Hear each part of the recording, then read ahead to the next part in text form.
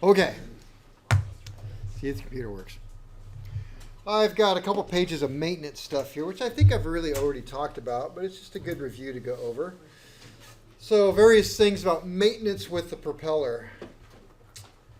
First thing I wrote is check the aircraft records for replacement or modification of the tachometer, changes the propeller model, engine model, or installation changes. So in other words, I'm thinking like an IA, inspection authorization, and I'm concerned with an aircraft that may have been modified illegally, which happens way more often than you might think.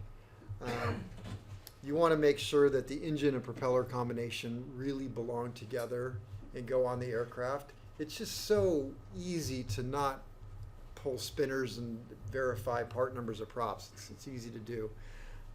So you want to make sure it's the right engine and the right propeller. In that list, you mentioned tachometer. How does that change? Okay, so good, because that was my next step, so thank you. So tachometers, especially mechanical tachometers, they don't last forever. And you have to remember, we're talking about planes they're getting kind of old up there. So tachometer gets changed. Well, you have markings on the tachometer, your red line, your green lines, maybe a critical vibration area that may have been on the original tachometer that are no longer on the tachometer that got replaced. Because if you haven't figured this out yet, aircraft owners are a cheap bunch of bastards. So they'll whatever they can do to save a buck, you know. It's like tachometer goes out, you've kind of got three choices. You know, you can hunt around for the, you know, like me, for the Cessna 182 tachometer. Yeah, where am I going to find that exact tachometer? Or I can go out to Kenny Face and just get a tachometer, because let's face it, a tack is a tack, right? And they're not all the same. Or you can go on like Aircraft Spruce and just buy a, you know, basic tachometer with no markings on it. And then you can buy a kit of stickers, or just get stickers and stick on the outside the colors that belong on the face, but now you put them on the glass. And by the way, there's a rule that if you ever do put the colored arc on the glass, you're supposed to put what's called a slippage mark, like a piece of white paint that goes like torque stripe on the glass. So if the glass rotates, you realize that, you know about that. So you want to make sure that happens. Also, never trust a tachometer, especially mechanical tachs. So want to make sure that's right. You know, most people are now going to digital tachometers anyway, which are pretty stinking accurate. But at the same time, when I changed over my aircraft to digital tachometer, I had to tell the company that made it where my colors were, what they were, and then they already knew. But then they have to put them on, and so they're part of the screen. So, all right, so I want to make sure, yeah. On an annual inspection with any tachometer, I always took a handheld tach checker with me when I do all the annuals. Just verify that the tachometer is reading what it's supposed to read. Just a good thing to do. So yeah, verify proper RPM restrictions are accurately marked on the tachometer and instrument panel, and are properly placarded in accordance with type certificate data sheet, the pilot operating handbook.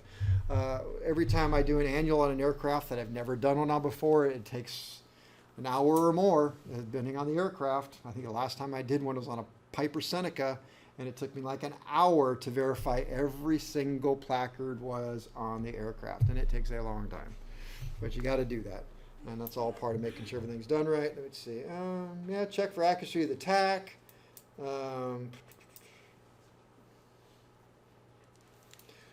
What are you going to do if you, especially with a constant speed, because we run those right up to red line, and you get your handheld tack checker and you're checking like, oh my gosh, this thing's been going like 200 RPM over what it is. Number one, adjust it. Also, you've been overspeeding the prop. You better check the overspeed recommendations for the engine and the prop. Let's see. Specific to wood props, let's see. Oh, this is getting old. I said the cost is about $1,600 to $2,000 for like an A65 prop. When you do your oral and practical, there is a really good chance that one of the projects you get may be to inspect a propeller. And what do we not do? Go up and can I'm done. Don't do that. So if you're asked to inspect anything, You're that good. yeah, just, I'm done. Talk through it. Okay, first thing I want to do is make sure that it's mounted correctly. Looks like everything's tight. Would you like me to check and see if everything's tight? I'd be happy to do it. I'm fine? Okay, good. Next, I'm gonna run my hands down the leading edge, make sure there's no nicks, scratches, feel it, look, make sure all the paint is intact. Just start talking about stuff. Should I get people just, they start listening to everything, at some point I go, no, we're good. You got the idea. Next project.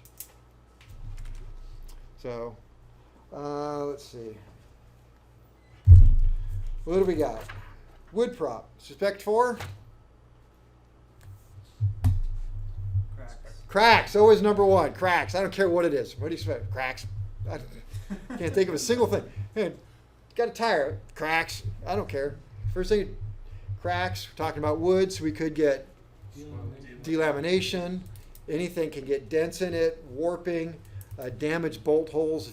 Probably can't see them because it's bolted. Crushed mounting area, especially if it's laying out. Crushed mounting area, worn bolt holes. Yeah, definitely. Who can repair them? Repair stations. Can you revarnish it? Yes, but better to go to a top.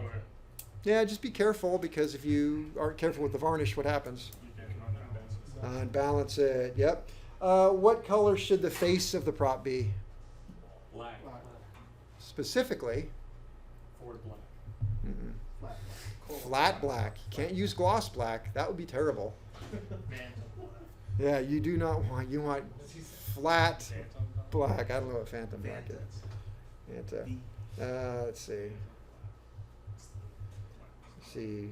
I said I told you already to check the torque often on wood props. I didn't know. Yeah, the one on the Chief that I worked on, I used AN4 bolts. They're only 140 inch-pounds. Check them every 20 to 50, and this is out of the book, every 20 to 50 hours and at each environmental change.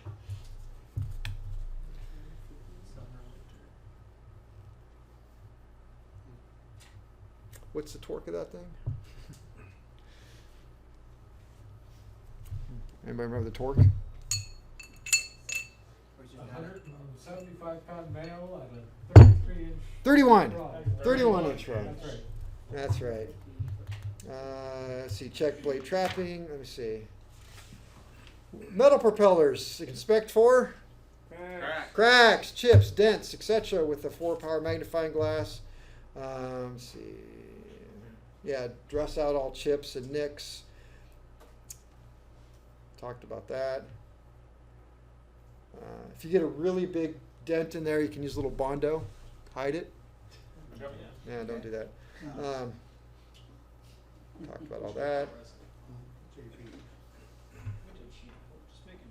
All right, when you're done with repairs, if it's a big repair, you should at least do a static balance.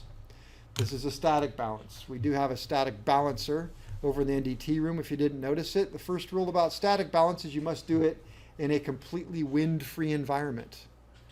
If you're trying to balance a prop with a wind blowing across it, it doesn't work very well because the propeller reacts to the wind. So you check it in two. You check it in both vertical and horizontal balance. If it will not stay vertical, it's out of vertical imbalance. If it will not stay horizontal, it's out of horizontal balance. This one, I'm like, so you can say, well, what could cause it to go out of vertical balance? Well, if this blade up here was heavier, then it's going to slowly work its way down. But if it's the same thing, it won't stay in horizontal balance. So if one blade's heavier than the other, I don't think it's going to stay in either one. The book talks about if the hub is out of balance, it tends to go out of vertical. But at the same time, well, if the hub was out of balance and it was really heavy right here, it would not stay in vertical. And if it's really heavy right there, it would stay in horizontal. But if a blade was really heavy and you just managed to get it just perfectly vertical, it would probably stay with the heavy blade up as long as it was straight down. If you got it off just a little bit, it'll rapidly roll around. So we want to do that. So let me see. Everything about here. Imbalance conditions will be exaggerated as RPM increases. You ever see a car go down the road with out of balance tires? It starts hopping down the road. You ever driven a car with out of balance tires? No. All right, so this is static balance. Dynamic balance is when it's on the airplane running. Let's see, the arbor sits on knife edges. No room air movement. Checking several positions. We got it. How do you correct for an out of balance?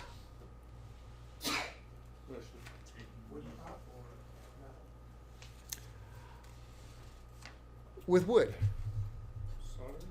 Yeah, add a little bit of solder to that metal tipping.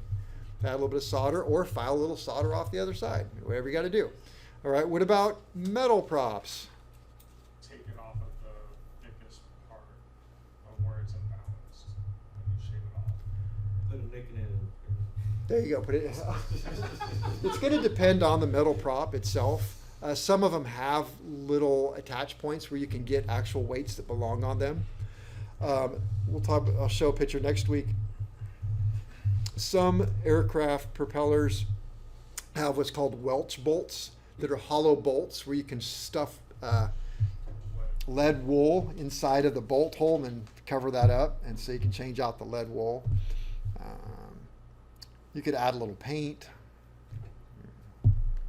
So I think whatever. they accept to shave off of Yeah, I'm not the roof. shaving off anything out of my prop. Shave the roof, or if it's the hub, shave the heaviest part of the hub. Yeah, you're not going to catch me doing that. Well, I mean, that's what. That's what it says. That's what the little booklet says. I know. All right. Let's see. You can apply varnish. You can paint a metal prop Yep. by yourself. Oh, absolutely, yes. Send it out. So you could add a little paint, just like you could add varnish. I'm just trying to think under what circumstances. In real life, I never had to deal with that. If your engine isn't running smoothly, the combination is not smooth, I'm not going to take it off and spend a bunch of time doing a static balance. I'm going to do a dynamic balance. If the repair is enough that this is something that's in question, I'm going to send it out to have it done. Keep in mind that the definition of a prop strike is any damage to the propeller that requires removal of the propeller for repair. So if you're getting into some big repairs, I'd already consider it might be a prop strike too. But I don't know, if you just picked up a bunch of little rock nicks and stuff, and it's better to play it safe. Send it off, have it checked out. All right. I didn't even really get to try and see if I could write stuff. Did you guys write stuff? Yeah, it looks like it's working just fine. Yeah, I think it's working. All right, saved.